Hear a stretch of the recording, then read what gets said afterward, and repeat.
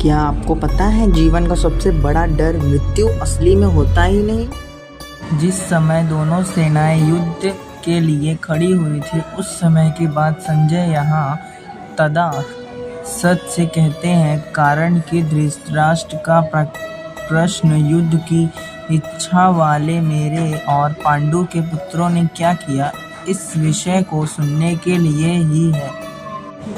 दुष्ट्वा पांडवा nicking विड्यूढ़म्।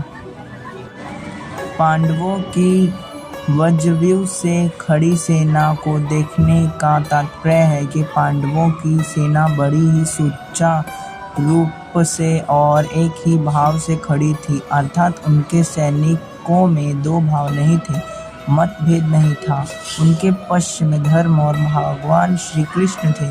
जिसके पक्ष में धर्म और भगवान होते हैं, उसका दूसरों पर बड़ा असर पड़ता है। इसलिए संख्या में कम होने पर भी पांडवों की सेना का तेज प्रभाव था और उसका दूसरों पर बड़ा असर पड़ता था।